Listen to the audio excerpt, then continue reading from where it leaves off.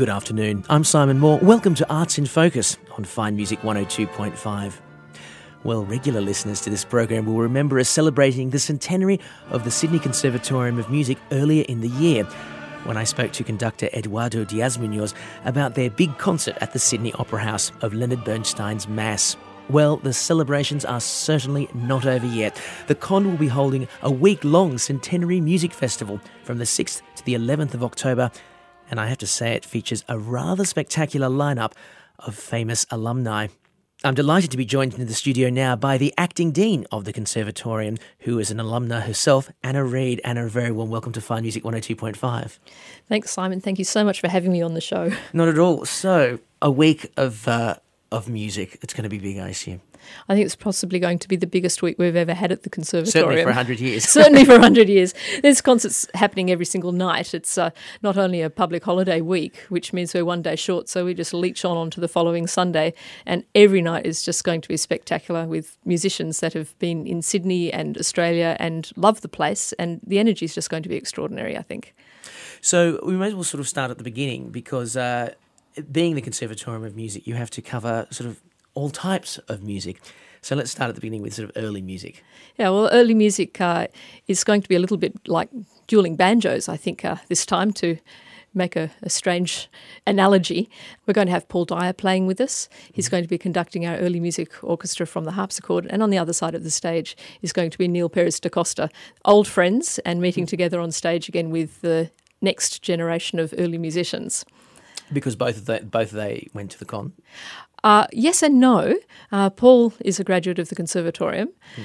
Neil is a graduate of Sydney University, but now we're one and the same creature. So yes, I think I can probably claim them both. That's very good. And so you're mixing the alumni with the current students? Absolutely. This will be the feature of the entire program of the week, where we'll have the return of some of our very important musicians, and they'll be working with our current musicians. So what you're going to be seeing is a little bit of the past and a little bit of the future all working together, which is what music's all about. It's an intergenerational thing. We play music that happened 500 years ago to music that's being composed yesterday, and indeed in one of our concerts as it happens. So that's music for you. The alumni are obviously keen to be involved, or did you have to sort of twist some elbows? Oh, no, this is a pretty keen event. Yeah. We've got some really prominent people coming in, but actually any one of these people in their field seems quite prominent. So Paul, for instance, with the early music, has had a long and rich career in Sydney, building up a public idea about what early music is all about with the Brandenburg Orchestra, and our team are the next generation of their players. So we have this nice flow-through feeling, and every single one of our artists is a little bit like that. So when we have Lisa Moore coming in to play with the Modern Music Ensemble, she's probably Australia's best exponent of contemporary music playing, and she's just going to be exciting and amazing. And every artist that comes in is going to be like that for each of our programs. Wonderful week. So let's hear some of that early music now. Can you tell us about what we're about to hear? Okay, we're going to hear a track by Rebel, which is called Chaos. I was actually asked not to talk about chaos, but I will. You just won't believe it when you hear it. This is a piece of music that was made in the early part of the 18th century, and when you hear it, it'll sound as fresh as it was made yesterday. In the era that it was written, everybody was quite keen on the concept of the elements and how they created how people would feel and move and be, and they're just beginning to discover things like the elements like oxygen, or phlogiston as it was known at that stage. And so this piece of music is the beginning of an exploration of what those elements mean for human life. And honestly, you have to hear this piece to believe how extraordinary it is, because it doesn't sound like it was written in the 18th century. It sounds like it was written absolutely yesterday. Well, we'll take a listen to that. And you can find out everything that's going on as part of the Centenary Music Festival by getting along to the Sydney Conservatorium website at music.sydney.edu.au. It's running from the 6th to the 11th of October.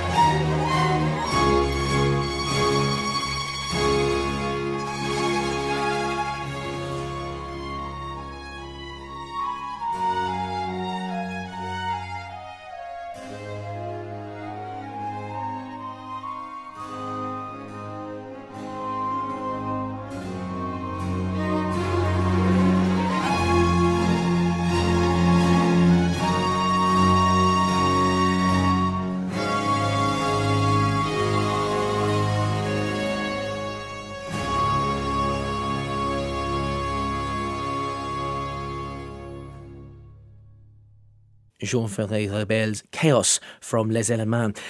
Just a little taste of what you can hear as part of the Centenary Music Festival at the Sydney Conservatorium of Music from the 6th to the 11th of October.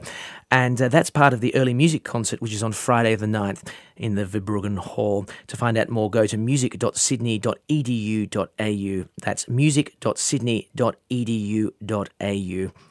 And with me in the studio is the acting dean of the Conservatorium, Anna Reid. Anna, moving on to the centrepiece. Can I call it the centrepiece of I guess the so. week? Tell me about that. Well, we're enormously thrilled that Maestro Richard Bonning has agreed to come and conduct Haydn's Orfeo for us. And so the orchestra are our current students, many of the singers are our past students, and a couple of special extra guests as well. It's the most extraordinary piece of music because it has quite a diverse history. Everybody wanted to write something about Orfeo e Eurydice in the 18th century. Yes, and also earlier than that. There's a lot of it. There's a lot of them about, aren't there? Yeah. And this one is a little bit of a competition between two Georges, George III and his son, who is going to be George IV. And they both like different sorts of music. And this was the contemporary hip music of the day. And Dad hated it so much that he closed the theatre down. So Haydn never actually heard his work played. It wasn't played for 170 years. Wow. Maestro Bonning was one of the early revivalists of it in 1967, which, of course, he had Dame Joan Sutherland singing with him. So we're quite thrilled that we're going to bring this piece of music to the Sydney Conservatorium with all of Richard's skills, and it's so wonderful to have such a wonderful representation of Australian musicians on stage on that night. It will also be special for Richard too, because we're going to be recognising his wonderful achievements with an honorary doctorate from Sydney University. So it's really a night not to be missed. Getting someone like Richard Bonning, obviously he's connected to the Conservatorium. However, that is a fairly big deal. It must be a big deal for the students who are going to be performing under him. Oh yeah, they're incredibly excited. They've started rehearsing now. He's not yet in the country. They want to be prepared. I'm sure. So, I mean, how are the students kind of treating this week of events? I mean, they I suppose are the fortunate ones who happen to be there during the centenary. Well, that's right. There was quite a competition at the beginning of the year about who would be rostered into what orchestras.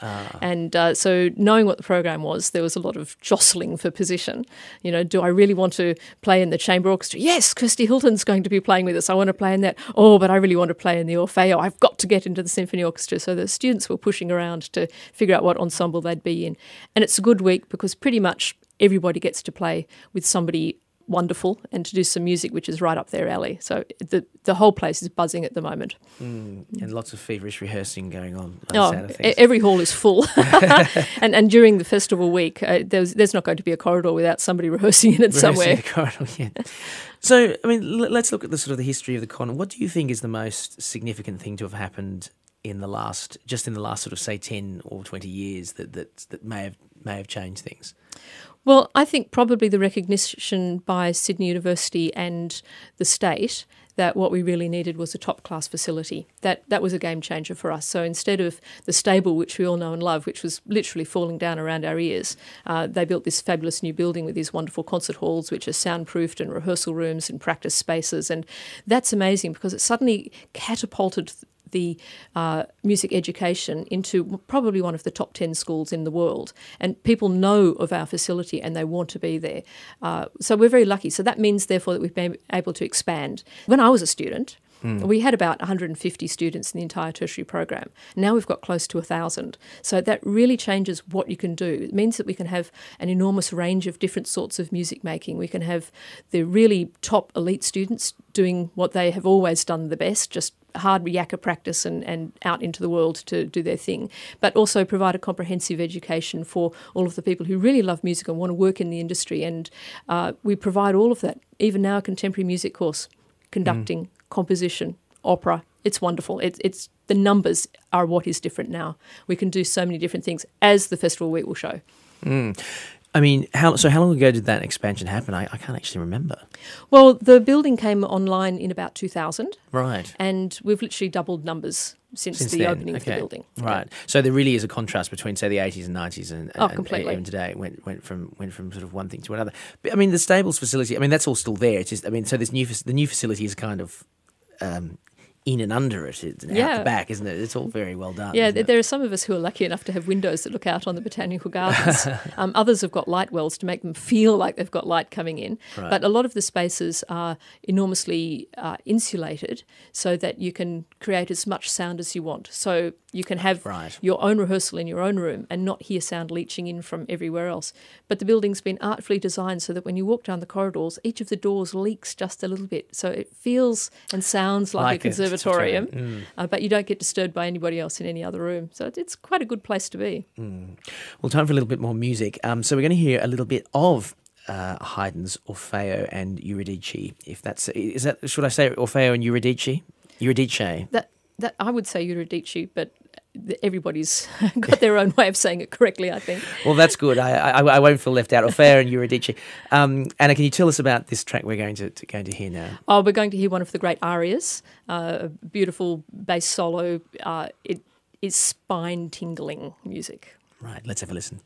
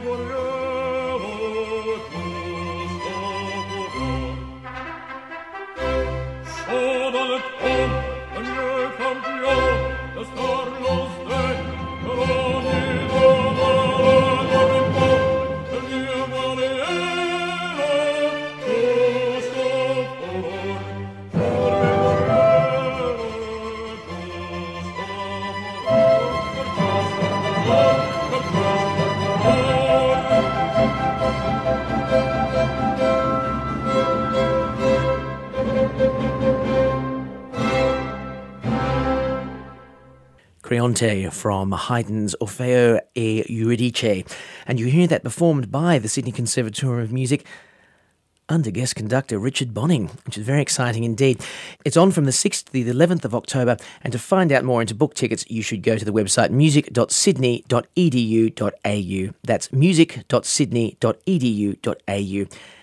And you can follow the links and find out about all the individual concerts, because there are a lot of individual concerts, as my guest, Acting Dean Anna Reid, can testify to. Anna, I don't want to sort of summarise it like this, but what about everything else that's going on? We've talked about all the early music, we've talked about Haydn and the big concert. What else is going on? Well, it's enormously hard when you've got a week like this one to say what the highlight is going to be.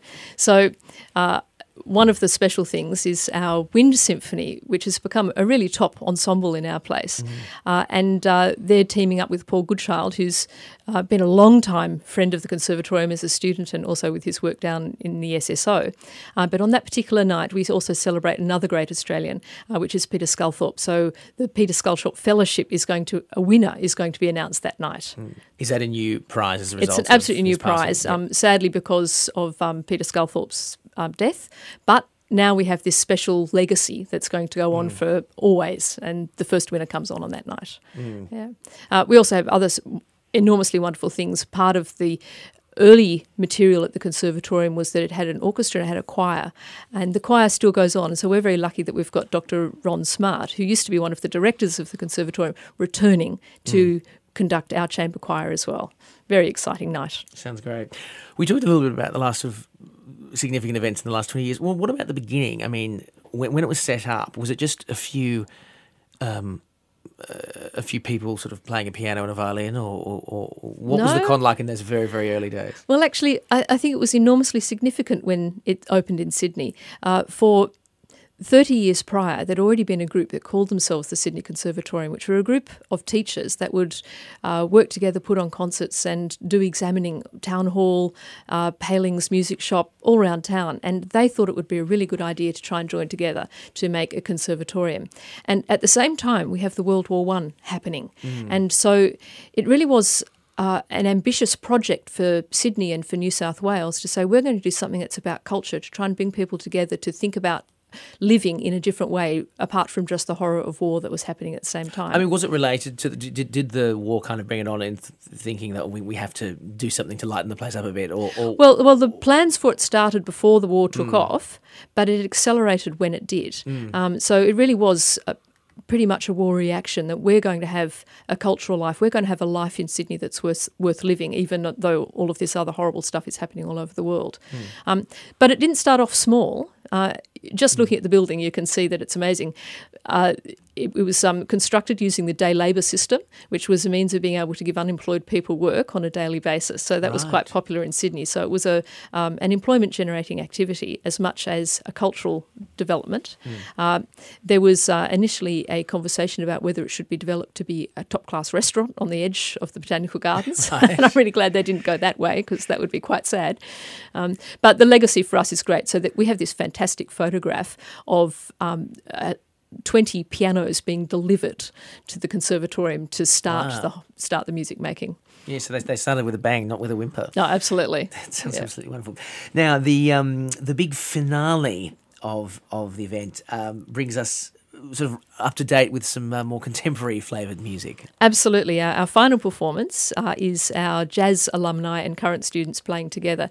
It really reads like a who's who of the jazz scene in Sydney. Every name is a name that is incredible. The Sandy Evans group, for instance, is playing. And more specially, we have a special secret surprise that's happening at that event, that a very significant person is going to offer us patronage, and really you've got to be there to see it. No spoilers though. No spoilers for that one. That's right. But the music is amazing. So the piece of music that we'll be finishing the program with is from two current students, and one wrote it. The other one is the piano improviser on it, played by the 2013 Jazz Ensemble at the Conservatorium, many of whom are already playing in this one on Sunday evening as well. So they're sort of merging or coming under the auspices of Sydney University. How has that changed the way that it operates? Well, one practical thing is that in this 21st century world, students need to have a credential that means something internationally. And so they all walk out the door with a degree from Sydney University, and that has a real currency in the world. So that is a very practical thing that's happened since the merger. But for music making, it's been enormously significant, because it's meant that we've had to be very critical in a research sense about what we do. So we don't just play music. We think deeply, we research it, we work on the practices of the past and the practices of the future. We try to make music something that means something for our contemporary society. And we do that through research and through performance. So every performance that you'll be seeing in the festival week will be a result of that deep thinking that's associated with music, because you can't just be still anymore. We have to move forward. And so one of the things that the university brings to us are good resources as well. So things like sound studios and technology, which are the way of the future, they're all there as well. Sounds absolutely marvellous. I'm sure there's at least another 100 years left in the con. I do hope so. Anna Reid, thanks so much for joining me. Thanks, Simon. Sydney Conservatorium Acting Dean Anna Reid talking to me about the Centenary Music Festival of the Sydney Conservatorium of Music. It's on from the 6th to the 11th of October, and you can find out more by going to music.sydney.edu.au. That's music.sydney.edu.au. Well, that's all for today's edition of Arts in Focus. We'll go out with, well, some of the jazz that Anna was just talking about as part of the finale concert, which you can catch on Sunday, the 11th of October. I'm Simon Moore. Bye for now.